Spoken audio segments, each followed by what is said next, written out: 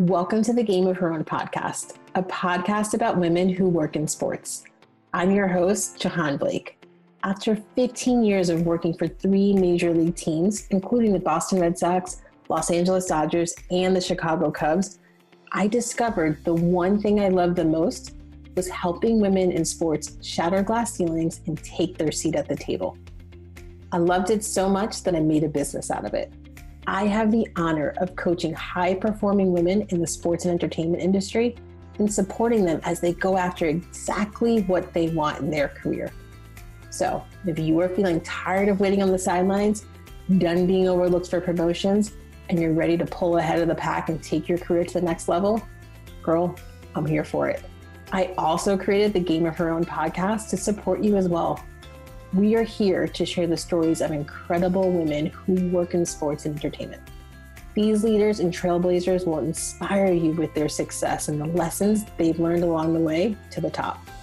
Ladies, there is nothing like women empowering women. I am so honored you're here. Ladies, welcome to the 25th episode of the Game of Her Own podcast. I am so excited today and about our host. I'm normally the host, but we are flipping the script. You know, you guys, I get a lot of questions. I just had one yesterday, and I sometimes I feel, and I don't mind it, and I'm honored that I get the questions, but I am saying the same thing every day. And it's about my journey, how I got started. How did I get into sports? What did I do when I got in there? Why did I travel across the country to California and then back to Chicago? Why did I start my own business? So, you know what? I thought it was time to tell my story and my journey in sports as well. We have flipped the script, and I asked a dear friend who is in the middle of postseason. So I am so grateful to her. She was the first guest on the Game of Her Own podcast. And we have Hannah Basinger with us. And Hannah is going to be the host. So what I'm going to do is turn it over to her and pass the baton. Hannah, welcome. Thank you, Jahan. I am so excited you asked me to do this. I am honored to try to fill your shoes, although I don't think those are shoes that can be filled. It's just been so fun to listen to Game of Her Own podcast and just hear from so many incredible women. But honestly, you're one of those. So we get to hear from you today. Aww. And it's just really, this is a really neat opportunity. So I'm looking forward to it. So we can jump right in. Let's do it. Okay. So most everyone's career in sports kind of begins before it really begins, I'd say, right? So there was a moment where they knew they loved sports. So tell us about when you first fell in love with sports. First of all, there's 2 things. One, I love the way you just said that, so I might steal it and you may hear it in future episodes. And 2, I've been so excited to answer this question. I do get it a lot, but I'm excited to talk to you about it. I first fell in love with sports really because back when I was really young, and it was really because I wanted to be like my older brother and my dad. They just seemed really cool. They were into sports. And so I wanted to be into sports as well. Watching basketball. It was more of NBA, NFL. And I loved watching it. And I just loved the game. And the funny part was during Super Bowls, when you'd see what I called all the suits on the field, I didn't like them. Didn't know I would eventually become one. Had no idea, but I didn't like them because I didn't think that they had anything to do with the win. I thought that it was all about the players. But I really learned that very quickly that was not the case. What's funny is we were not an MLB house. We were not a baseball house. I found that watching baseball, with this change later in life, but I found baseball to be like watching paint dry. It was just horribly boring, right? Who knows? If my brother was into it, maybe I would have figured it out, but I did not. And then I played sports my entire life. And so I played soccer since I was 3 years old. I really got into soccer when my sister did, and she started to play better than I was playing. So then I had to pick up my game and not let my younger sister show me up. And we became a soccer household. When I realized I was not going to be the next Mia Hamm, I went to college and played soccer, and then I coached soccer at the collegiate level after that. And then I realized, oh, what is it? I'm not going to be Mia Hamm. I cannot make a career out of playing soccer. I want to work in sports. That's always been my journey. I just was like, oh, well, all right. What's the next best thing? And that's how I got into sports. You talk about that competition, right? You said your sister, was getting really good at soccer, so you picked up your own game. Obviously, this industry on and off the field is super competitive. So tell us how you got your foot in the door in such a competitive industry. So I got my undergrad in Springfield, Massachusetts at American International College. And when I was done, didn't know what was next. So I moved to Boston and I got my master's at Emerson. And when I was moving to Boston, I said, I need to get a job in sports. I don't know how, I don't know anybody, but I'm going to figure it out and I'm going to get a job in sports.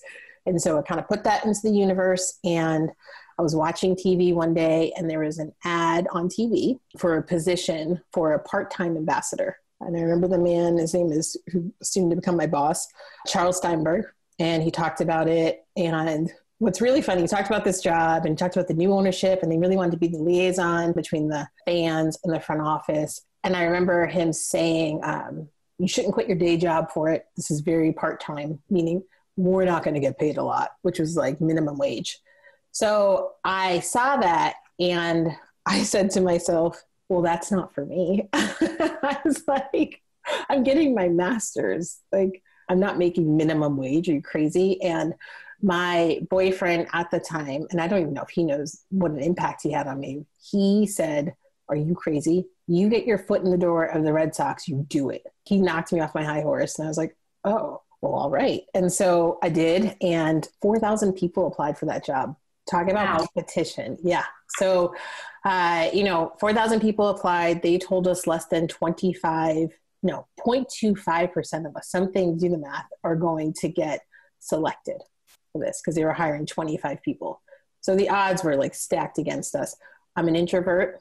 We had to interview in these settings where they had 4 nights. You got invited to one night, 1,000 people, 1,000 applicants, and you had a number. You were not even a name yet. You were a number. You had to walk around and talk to people who had name tags on. Those were people who were doing the interview. And the goal was for them to write down your number.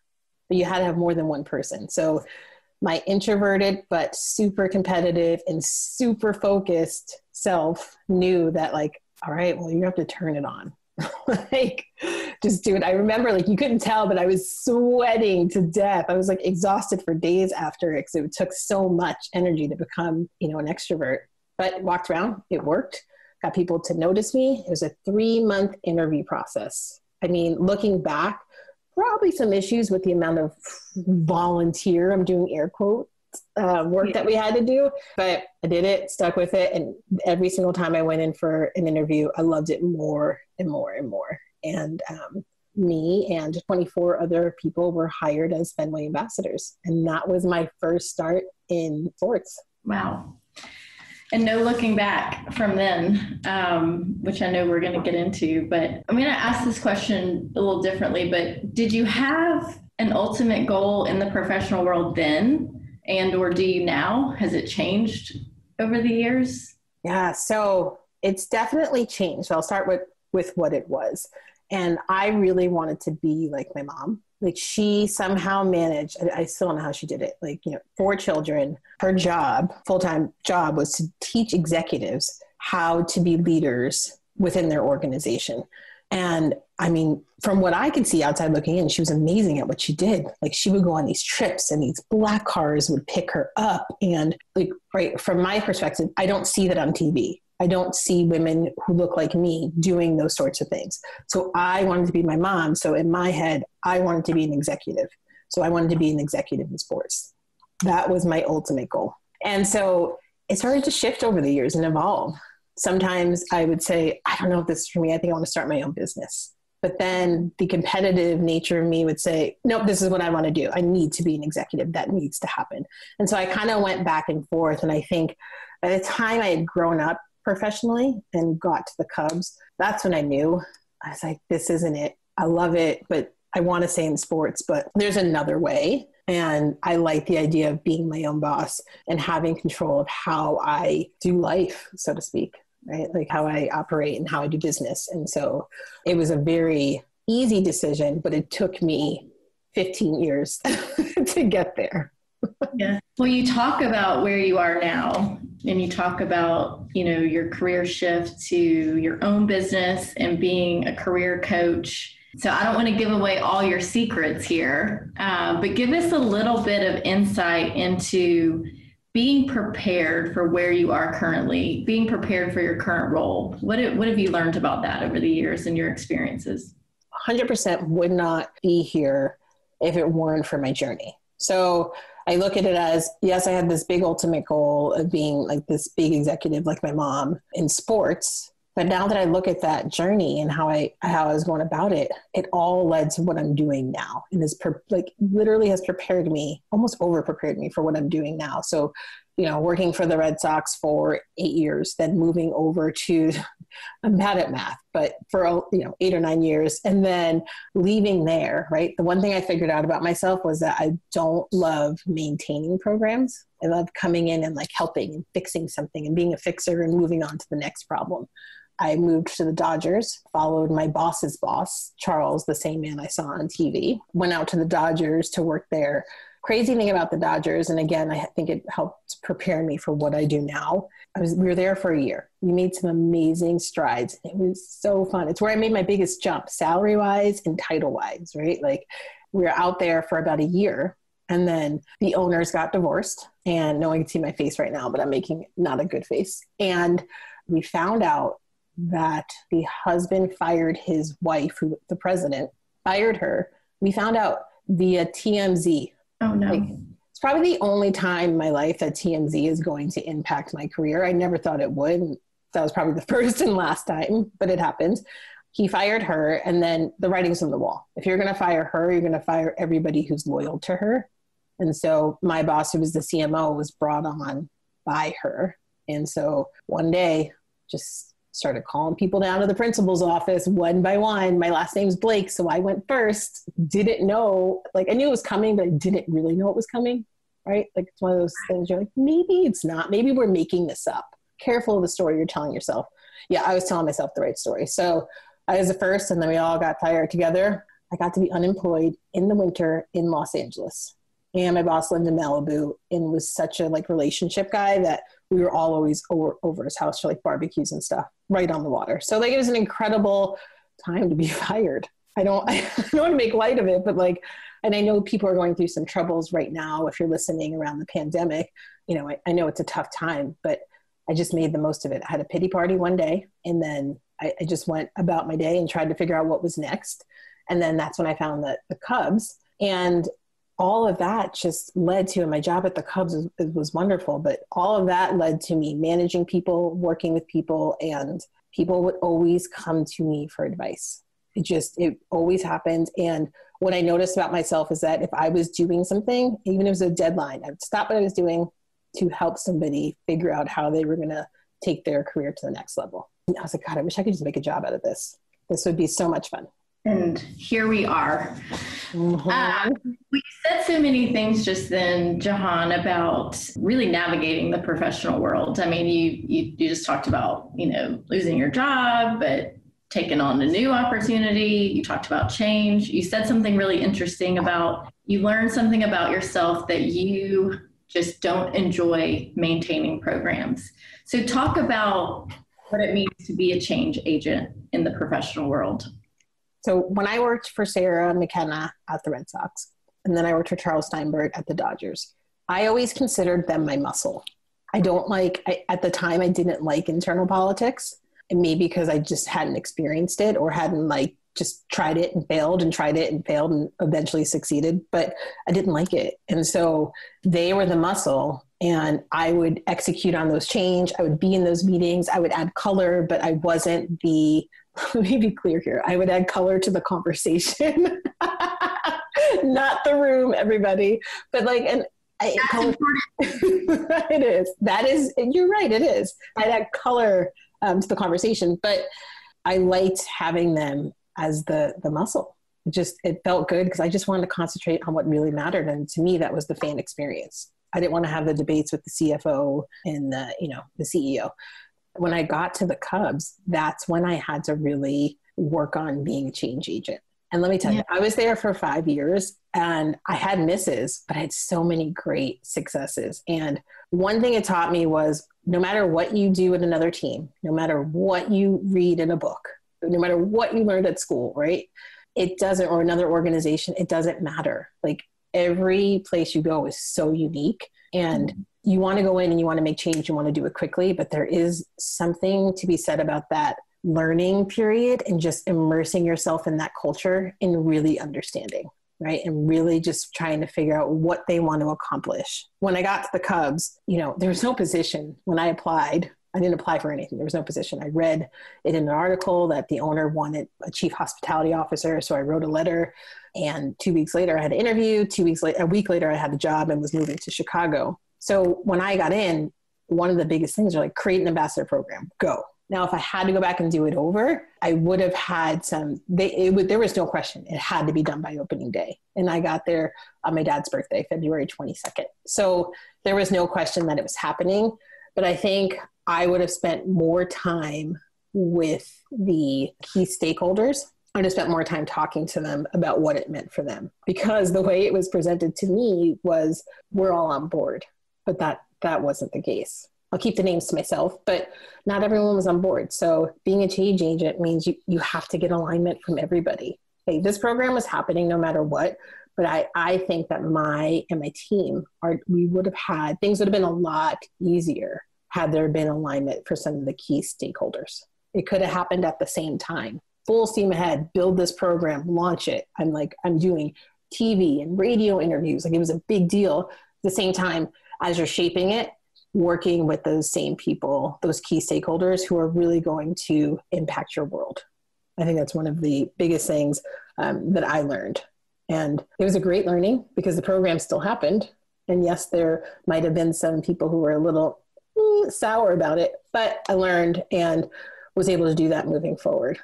So you talk about, being a change agent and, having to continue to push things through. How do you do that consistently? How do you keep delivering consistent value in the role that you're in or within an organization? For me, it was easy. When I got there, I learned to take out, this had nothing to do with me. This was not about Jahan. This was about the fans, and this was about the employees, right? Our frontline employees. So when I was able to look at it that way, it helped. You got things done quicker, right? Like, it wasn't about you. So I can go out and take a chance. And if I missed, it wasn't about me. It was about, we all talked about this. This was a great idea. Oh, it didn't work. All right, let's move on to the next one. But it's all aligned to one common goal, right? And so that was the most important thing. So for us, having a customer service philosophy, when you align everything to that and that common purpose, it makes, I don't say it makes it easier, but it's clear. It's clear the way you approach things. You know exactly what you need to do, and you know exactly what the problem you're solving for. So that's how I was consistently bringing value. So anytime I had an idea, I made sure it aligned to what we were working on. And those things evolve, right? The goals evolve, the mission statement evolves, our customer service philosophy evolved, but making sure the things that I was bringing to the table aligned to that always helped. In terms of showing your value, one of my biggest pieces of advice, and I say it all the time to clients, and I work together with them to shape what this looks like, but you always have, and this is something Charles Steinberg told me, always have your top three. What are the top three things you're working on? And I lived by that, and it worked. And so I would teach other people to do the same. What are the top three things that you're working on? If there's metrics involved, you know those by heart. Okay. So when you see your president in vivid experience, memory right now of seeing a president of the Cubs, and I was making him a toast and he came on in. So he's making his coffee. So we got a minute together, if not two. And so he asked me, hey, what's going on? Now listen, I know the president cares like that. I hung out with my girlfriends last night, and I'm sure he'd listen and nod and be like, where'd you go? I used to do that too. Or I can say, oh, things are going well, loving living in Chicago. And I talk about something at work. I got those top three things top of mind all the time. Pull one out that you know is important, and those change weekly. I have them every single week. And so talk to him about one of those things. So now you're showing your value without saying, I need to sit down with the president, which I wasn't going to get time with him all the time. But I can show him I'm at the director level at this time. So I can tell him just in passing, in that simple 2-minute conversation, he got to hear something I was working on. And then the conversation can go deeper if he has the time. Yeah, that's really good advice. You're talking a lot about implementing change and new programs at organization and really supporting organizational goals. But when and how did you learn to advocate for yourself? I'm actually about to start interviewing my mom because I think she has a lot of knowledge that we don't know about that from the business world that I need to get out of her. But that's a whole nother podcast. But I know like my mom would push me sometimes to ask for more. And sometimes I got a little like, but it's different in sports. Do you know what I mean? Like I can't ask for this much money, or you don't understand how it works. And so I think I just learned by watching others do it. So I always had my mom in my, like always in the back of my head. And I knew to some level she was right, but I think what I couldn't articulate then when I was in my 20s was that I didn't know how to do that, what she was telling me to do in the setting that I was in. So what she was saying was right, but I didn't know how to do it. And so I would watch others. And this is why I always talk about representation matters. And if you can see her, you can be her. So like for me, I had Sarah, right? There weren't very many other leaders that I was close with who were women. And I would just kind of watch her. Like she'd be at the table and she'd be one of the only few females out there. And then she'd also be one of the only people like speaking up and giving her ideas and giving presentations. And like the girl would get so much work and it would like just trickle downhill to me. And like, I know it sounds like in a negative connotation, trickling downhill, but for me, junior in my career, I was like, I got you. You keep going to get more. This is new for me. So it's a win-win. You go get more new stuff. I will do whatever you need me to do if you think I can take it on. So I think I was lucky in the sense I had a boss who was super ambitious, and it just, my conversations, I would just simply say, can I help you with that? And she would take on something new. I remember a program she took on. Can I help you? Not yet. Not there yet. Let me figure it out. I'm going to bring you on when I'm ready. Right. And then like the more I was there and the more we worked together, and when I would get promoted, because I started out part-time, then asked her basically to create a position for me that didn't exist because I wanted to work for her. I wanted to be in her department. I didn't want to work anywhere else. So that happened. And then when I was promoted to manager and then running the department, I got in earlier on some of her projects. Does that make sense? Yeah. And I say that, does that make sense? Not because you can't comprehend it, but I mean, am I making sense? Makes sense. I have some free stuff for you. Yes, you. Ladies, I know how difficult it is to take the steps to level up your career. I have been in your shoes. It's why I started coaching women in the sports and entertainment industry. If you feel stuck, frustrated, or defeated, I'm here to help you find your voice and tackle what is ever keeping you from getting exactly what you want out of your career. So the free stuff, I want you to head over to jahanblake.com/free. That's jahanblake.com/free and check out the 3 worksheets I have for you. You are welcome to download 1, 2, or all 3 of them. These free worksheets will help you stop self-doubt from preventing you to taking your career to the next level. Prepare you to pitch your boss for the promotion or raise you know you deserve. Identify exactly what you want out of your career and what matters most to you. So if you are ready to get started, head over to jahanblake.com/free and girl, download those worksheets. I am so excited for you to take this step. Okay, back to the interview. And honestly, you're talking a lot here about, which is good because I think you and I both like to focus on the positives, but you're talking about opportunities existing, taking advantage of opportunities, things going well. However, we both know and have experienced the roller coaster that is a career in sports. So let's talk about some of those times of overcoming, self-doubt, fear of rejection, a fear of failure. Talk about some of those times in your career and how you navigated them.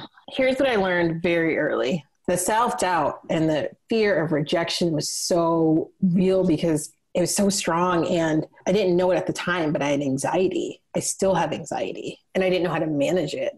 And so much so that one day, Sarah, I was dizzy for like a week. So she finally took me to the doctor. Talking about loyal and having a good manager, she sat with me in the hospital until like they figured out what was wrong. And they basically were like, you're just anxious.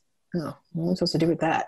I didn't do anything with that for about 10 years, but that's another story. I would feel this like pressure in my chest, and I wasn't having a heart attack, but I would have to go sit in the seating bowl and with my laptop and do work to like breathe and calm down. and then like ask myself, like, what is it? Like, right? Like, why do I feel this way? And so like, I always tell people, you got to get curious as to about what you're feeling, because you can't let it go, because it's going to manifest in some way. For me, it was dizziness and getting sick. Right. So I would just try to like figure it out. It's like, oh, I'm really nervous about this big pregame ceremony. We'd bring in like the Celtics team because they just won or something. And I'd be so nervous. And then I'm like, okay, what is it that I think is going to go wrong? Oh, I guess nothing really. Like, you know, like, and so I would just literally sit and coach myself by myself. And now that I'm like thinking about it, it's so funny. Like I'm sitting in the seating bowl coaching myself because I didn't really have anyone to talk to. Like it wasn't as normalized. And I think we can still do a better job, but it wasn't as normalized as it is now to talk about anxiety. So I would just talk to myself and try to snap myself out of it. And I'm like, all right, well, you have two choices. You can either go inside and tell Sarah, you can't do this anymore, or you can just feel the fear and just do it anyway. And every time, and I tell people this all the time, every single time it got easier. I still have anxiety before, but I'm able to clearly see why and just, all right, well, you know why. You're prepared. You know what I mean? Like I'd work on preparing a lot more. That helped ease the anxiety, but that would help. So talking to myself and then journaling, some people turn their nose up on it. It's not their thing. I had a friend, I told her she called and I called her back. So sorry, I was just doing my gratitude journal. She goes, what's wrong with you? Are you depressed? This was like 6 months ago. So this wasn't even like early on. I was like, no, I just like to start the day with gratitude. And like, it makes me feel like it just feels so good. But same thing, I lost my train of thought because of that story, because it's funny, but just writing down, I'll share one with you, Hannah. For those of you who don't know, Hannah is a dear friend, a dear friend, and also a client. And so a consulting client. And so I was there in Atlanta, and I was going in and I was meeting with all the executive team. And I was so excited, could not wait.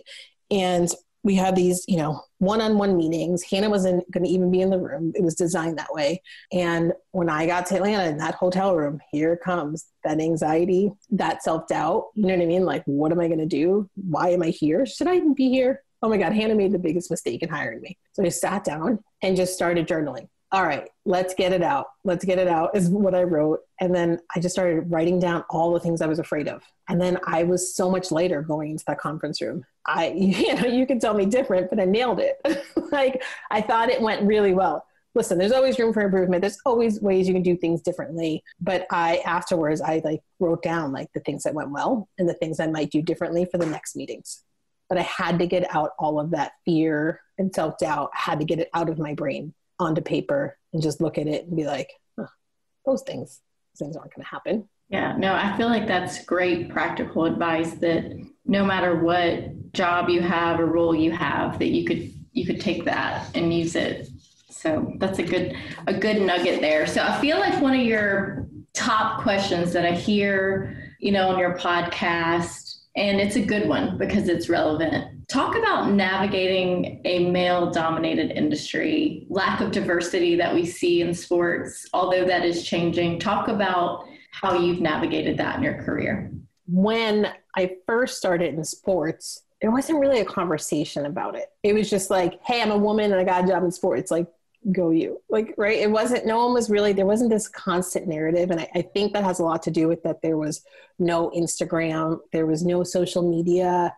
We hadn't banded together. When I say we, I mean women. Like, it was just a little different. So I didn't know what I didn't know. But when I got in there, I really my experience, my first boss in sports was a female. So I had a different perspective, but I did notice that there weren't a lot. I noticed there weren't a lot of Black women in higher positions either, or just Black women, period. I really just watched what Sarah was doing. And I just recently interviewed her and I actually said, did you feel pressure? Because we were all watching you. I don't know if that's the healthiest relationship, but like, we are watching you do everything you're doing because there was nobody else in a senior position. So it's tough, right? And so I'm a big believer of, I don't want my job because I'm a woman. I don't want my job because I'm a Black woman. I don't want pity or a handout.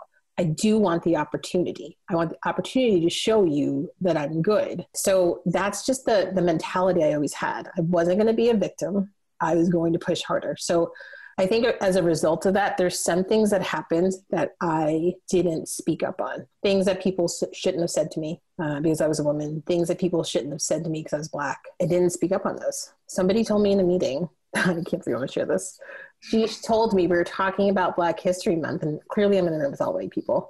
And this woman, I did not work for her. She was like, you should dress up as Harriet Tubman. And I'm like, oh, all right. Well, like in my head, I was like, yeah, no, that's not going to happen.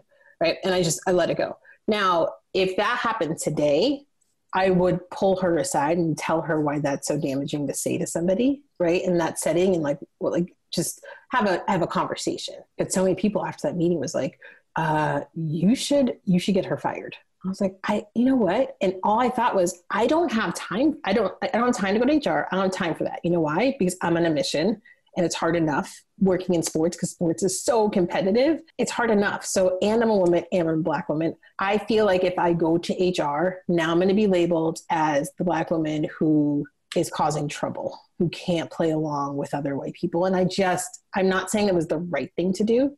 I'm just saying back then, that's what I said. I felt alone. The people telling me I should get her fired or say something were white. So I just felt very isolated and very alone. So I kept on going. Yeah. Right. Now I would never, I tell people all the time, now is the time to use your voice. People are listening, and they're listening differently. Now is the time to use your voice. Now I love speaking up.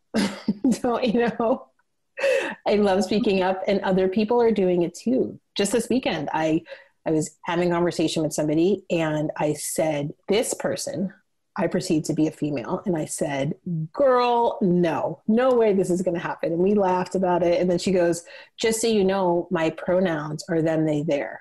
And I was like, oh, say more. Like, what would you like me to say? If I said something like that, girl, should I say like they, or should I say, and she's like, how about friend? Like, it was a great conversation. It was uncomfortable, but it was a good conversation. So people are open to discussions now. So now is the time to use your voice. If you don't want to, talk to somebody else, because there's so many more people who I think look like us now who can support you. Jahan, speaking of now, just thinking about the summer that we've had and the racial awakening in our country. We've had some great conversations, you and I, and I've been fortunate to be a part of your Cocktails and Conversations that you host. And we've talked about this and had some really deep, thought-provoking conversations. But what would you say right now about navigating that and taking action within an organization? I'm going to be really, really candid here. Like, I don't have the answer, which is why I've been asking guests on the podcast. What I finally figured out, 'cause for a while I was disappointed that I didn't have the answer. I don't know why I thought I was going to have this answer. Like, if I had the answer, I'd probably be sitting, and having interviews with like these big media like, I'm not going to have the answer. I don't know why I thought I had to have the answer, but for a while I felt this enormous pressure to have it. And then what it really just boiled down to is, for me, and then I've heard others say this too, but was like, first you got to take like a minute and pause and listen and understand what's going on. Just listen. Make sure you understand. Like, it's great that you want to take action, but like, slow down. It kind of goes back to like when you first get into an organization and you're trying to make change. You have to just listen to what's going on. You have to learn, right? So now it's your job to educate yourself. And so if you want to make change, how can you do it if you don't know what's going on? And then, you could take action. Now, taking action within an organization, I believe can be challenging because it's a lot of different views. But even just, I think and so now I'm stealing something that someone said that I loved, and I don't remember who it was, but one woman that I interviewed for the podcast said, just come with ideas. They may be ideas that get turned down, but you are starting the conversation. So you have to start somewhere, separate it, right? It's not about you and your idea. It's about how you're going to help the organization. So if you can take the emotion out of it and just have those conversations, and if that idea doesn't work, get curious as to why. Kim Stone said that, and I love that, and I've been telling that to people for years. Get curious, ask a lot of questions. Like, if your idea doesn't work, find out why. And so that might help you figure out what's next, right? When you figure out why it's not working, it should have a lot to do with that it's not aligned to the organization, or it doesn't make sense, or it alienates people, or it's, you know what I mean? Like, you just have to really understand it so you can go back and then come back with another idea. So don't let no stop you. I feel like I'm fortunate that I have known you and worked with you, been a colleague, and now a friend. So I feel like I know a lot more. So I get to say I feel like we're only scratching the surface, but hopefully your listeners are feeling like they're getting to know you a little bit more. But looking back, just where you are today, if to look back on, your career and navigating the professional world, what's one thing that you would do differently if you had to go back and do it over? I think if you asked me this before George Floyd murder and before everybody really taking notice of what's going on in our country and realizing that we need to change. So if you had asked me this before, I would have had a different answer. I think now, if I could go back, I would speak up in those situations. And I gave one example, but I would speak up all of the time. All of the times that a man would tell me, like, and this has happened, right? And I'm sure a woman has told me this too, but there's a few that stand out, and this happened to be men. So it could have been a female as well, but telling me, oh, you should probably go into IT because that's how you can get a full-time job and, have stable income. Thanks. That's so nice of you. Okay, bye. I wanted to say, Lee, you don't understand what I wanted. Do you know what my goals are? What I really want to say is, do you know me? Like, why would you give me advice like that when you don't even know who I am? If I put it through a filter, I would have said, oh, well, let me tell you about my goals. Do you still feel that way? Like, just getting advice and these are senior people giving me advice that didn't align with it. Or when I saw somebody, one day they're an intern and the next day they were like a VP, and you're like, huh? like there was like one stop in between, but like, I'm not saying that person didn't deserve it, but wow, that's a career path that somebody set up for that person. Hi, like, can we talk, and I'd go to whoever at the time and just ask, like, how did that happen? I'd get more curious about how that happened and why I couldn't be on that same plan. What am I doing that's has me over here still at the coordinator level? You know what I mean? Like, and not to say too much about what team and who it is, but those are things that I would do differently, is speak up when I was afraid of rocking the boat, because that's, as I got older in my career, I realized that's exactly what you need to do. You need to rock the boat if you want to see change. And that's when we saw change. Yeah. What's the best piece of advice you've received? It's really funny. I write these questions and I totally did not even think like, hey, what is the best piece of advice you've ever received? I think it's fresh on my mind, maybe because I just talked to this person, but it was really that time at the Dodgers. And it was just like, it was less advice, more just words of like encouragement, but real. Like, hey, do you know that this person who's now a president was fired? Do you know that my job was eliminated once? Right? Like, so talking about these people who were incredibly successful had been fired. And so she was like, my old boss told me, who was the president at the time, my boss told me it's a badge of honor. So wear it, and I was just like, all right. Like, I just remember being I think I was at the Beverly Hills Hotel with the other people who got fired and my boss, and candidly getting drunk, just trying to just wash away the day. And I remember thinking, I was like, okay, this is it. I have a day. This is my pity party. Tomorrow you can get a pity party too. But the next day it's like, it's time to go. You got to pick yourself up, because what I'm hearing from my old boss is this happens. So keep on going. Jahan, that is so timely, considering you've referenced this a little bit, but so timely considering where we are right now in our industry, sports and entertainment. Many people who are, struggling and or without jobs right now. So wow. I want to take a few minutes and talk through some of your questions that you've gotten just through social media and your following. You have listeners that chime in and ask you or tell you what questions they want asked. Yeah. So one of those questions that came in are, given everything that's happening in our industry right now in a tough time with layoffs, what is your advice to those people who have recently been impacted? Who asked that? Brittany asked that. Brittany R. Brittany, first of all, Brittany, thank you for listening, and thank you for your question. Listen, it's so tough. It's really hard and gut-wrenching when you put so much energy and time and sacrifice into getting this job, getting a job in sports. and it's your dream. And then someone comes along and just literally takes it away from you. It's so painful. But the best piece of advice I can give, and I've put this out there before on social media, is it does not define you. This moment right now does not define you. Yes, it's going to be always going to be a part of your story, right? So it's always going to be a part of your story, but it becomes, well, what part of your story do you tell next? It does not mean you're never going to be able to get back into sports. It doesn't mean that at all. You just may have to take a detour. So we don't know what, COVID's going to bring for us. We don't know what it looks like. We all wish that we did. It's very confusing. So there may be another job that you have to go take and then come back into sports. You can go get an experience somewhere else. Or I've seen some women, they're out there just starting their own business. One woman's like, I'm just going to do virtual. I'm really good at being an assistant. I'm going to start a virtual assistant agency for now. And then when it's time to go back. I've advised some people who are really talented when it comes to writing is to I don't care where you are in your career. If you have experience and you have something to put out there, right? Whatever it is, you have thought leadership to put out there. You have experiences that you can share with others that can help them. So there's a lot of things you can do, but I just think about it as if you want to be in sports and you want to work in sports, think about that next interview, whether it's 3 months from now or a year from now.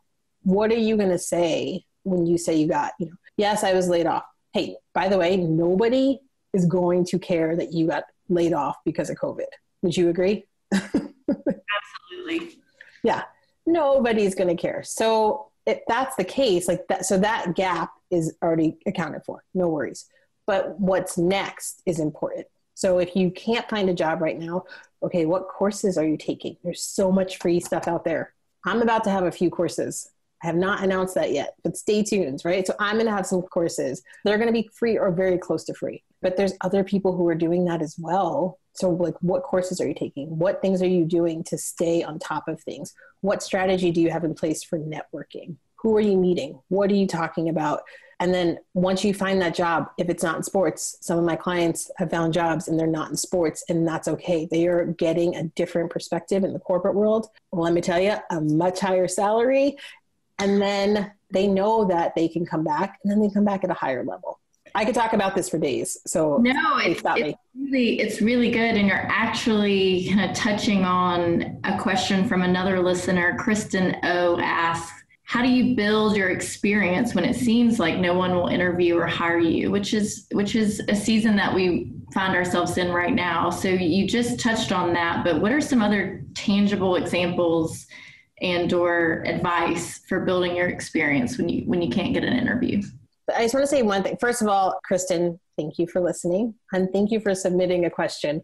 So I want to say there's two sides of that, right? So you got to think of the mindset side. And if nobody's hiring you or interviewing you, careful of the story that you're telling yourself. Kristen, I am sure if this is something you're going through, or maybe you're asking for somebody, it's not you, right? Like it might not be the right fit, might not be the right time for you. Maybe they had an internal candidate that they promised it to, right?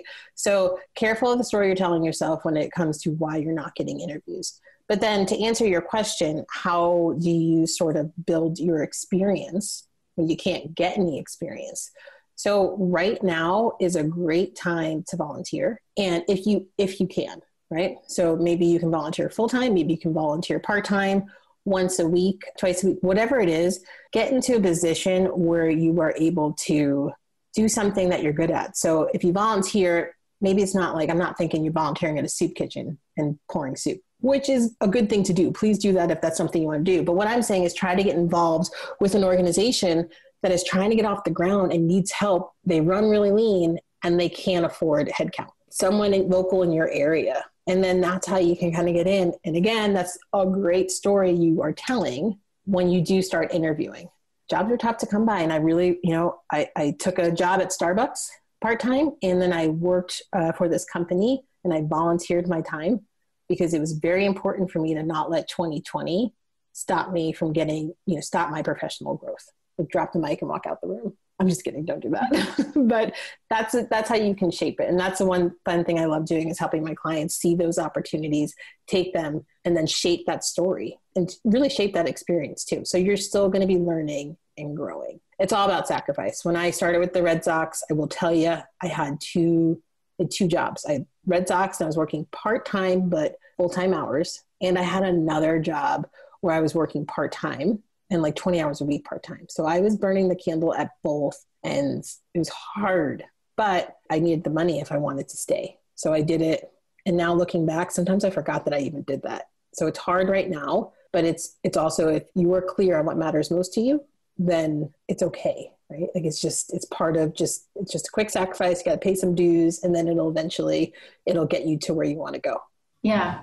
Sabrina B, one of your listeners, she wants to know, on that note, do you wait for a job opening to post, or do you put yourself out there in advance? Ooh, I love that question. Who is this? This is Sabrina B. Okay, Sabrina, thank you for listening.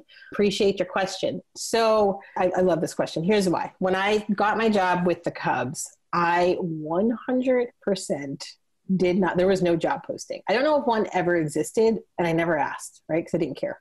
I saw that Tom Ricketts wrote, somebody, actually a friend, a good friend, Paul Hanlon, sent me a link, and he goes, read this. An ESPN article, and it quoted Tom Ricketts, and Tom said he was looking for a chief hospitality officer. Well, let's pause a second and let self-doubt enter. I legit was like, I can't be a chief hospitality officer.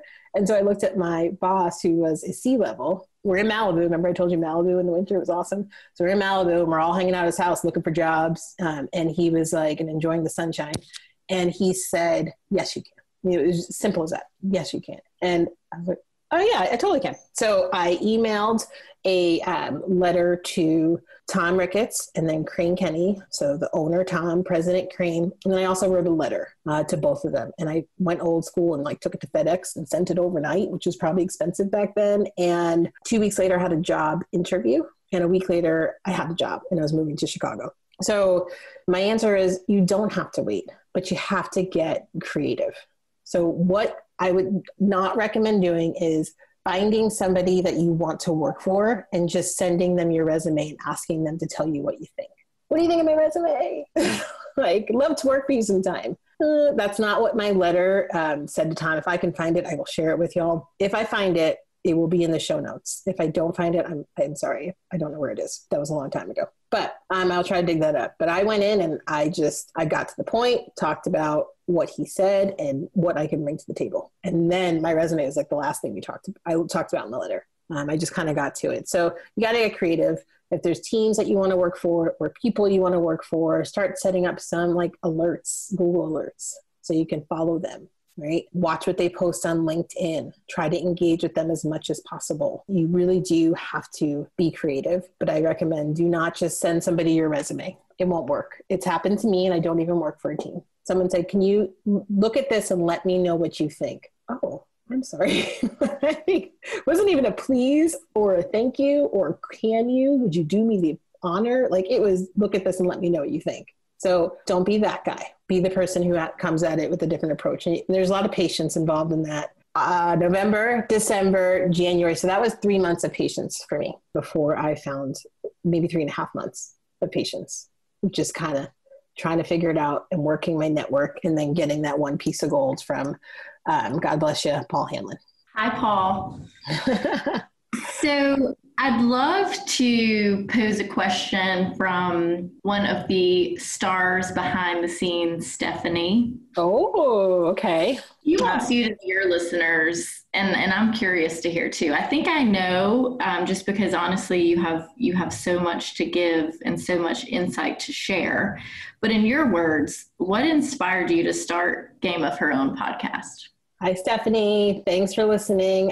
Thanks for editing. So for those of you who don't know, Stephanie is a podcast editor, and she is the woman behind the scenes that makes everything happen for me. Because while I love podcasting, I don't do well at like follow up and closing the loop. I have learned that about myself, and that's what Stephanie does.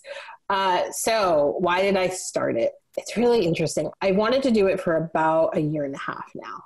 And it's because when I started my own business, I felt very, again, alone out there. There was other like entrepreneurs that I knew, but there was something missing. Like, I just wanted to hear from other successful entrepreneurs and what they were doing, how they got to where they are now, what the lessons learned. Cause I mean, just one nugget is enough to save me, like will save me hundreds sometimes, you know what I mean? Or in time or money. And so sometimes thousands.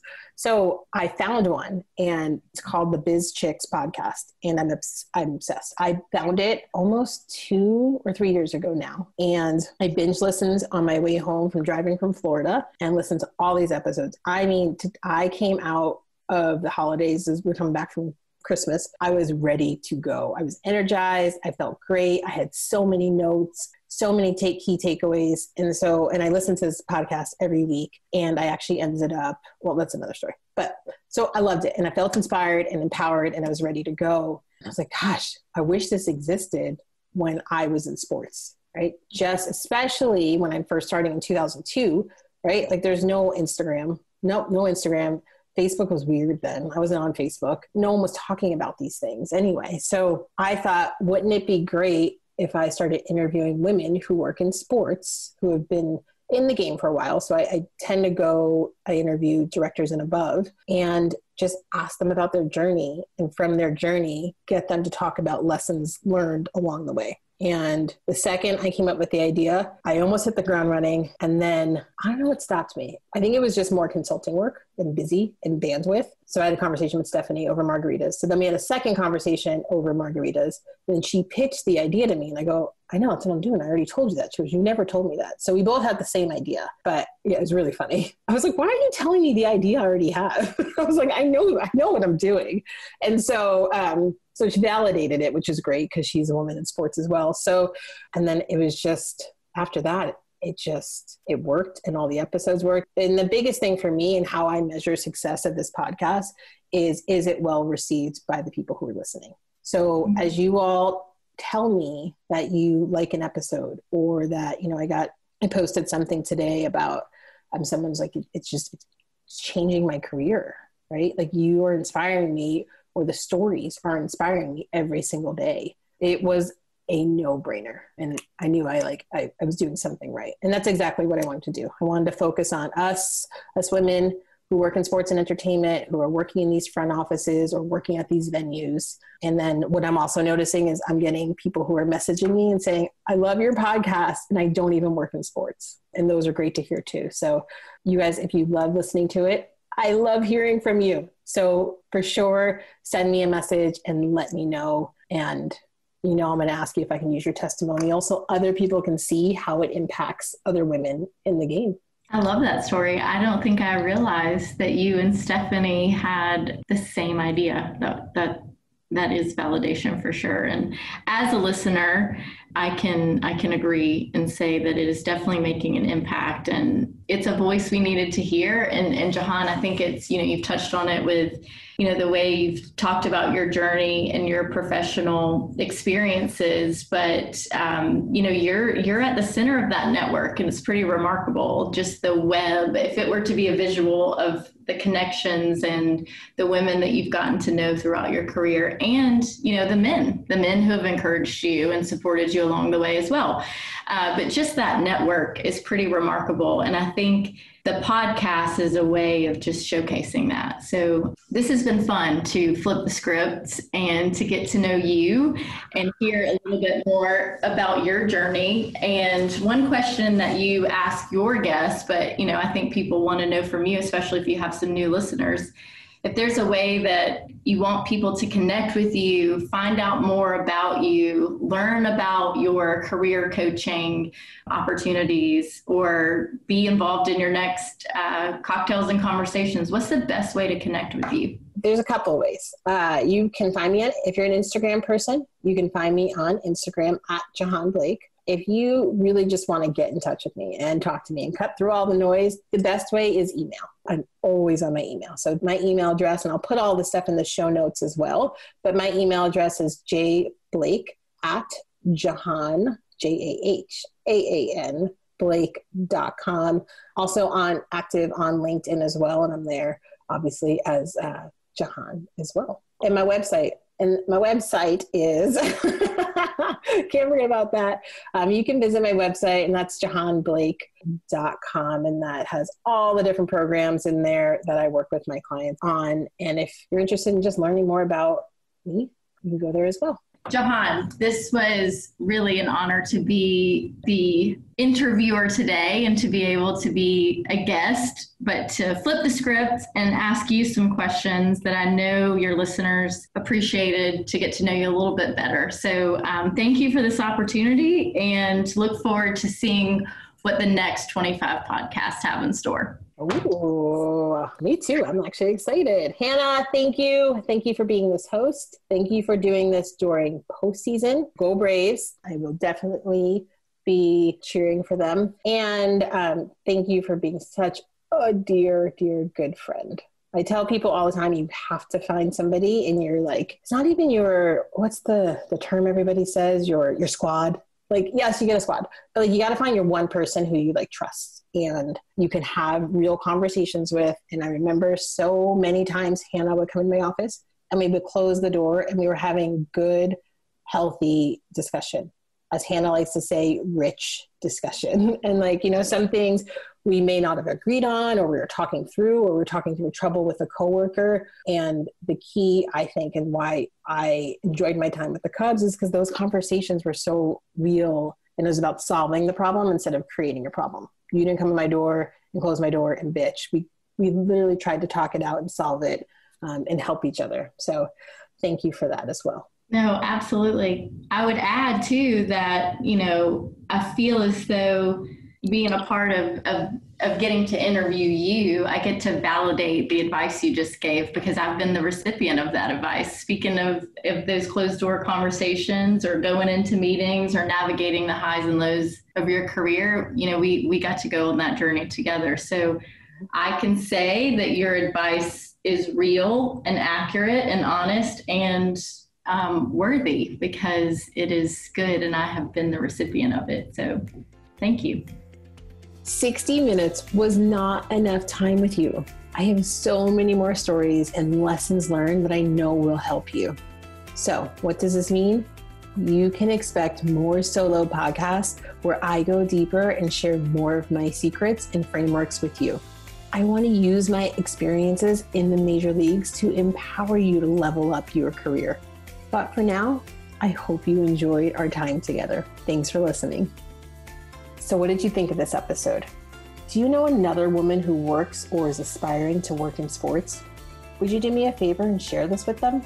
It would mean so much if together we could support and inspire other women on their journey. And let's stay connected. I love meeting and talking to new people.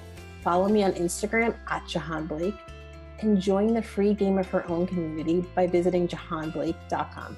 I can't wait to meet you.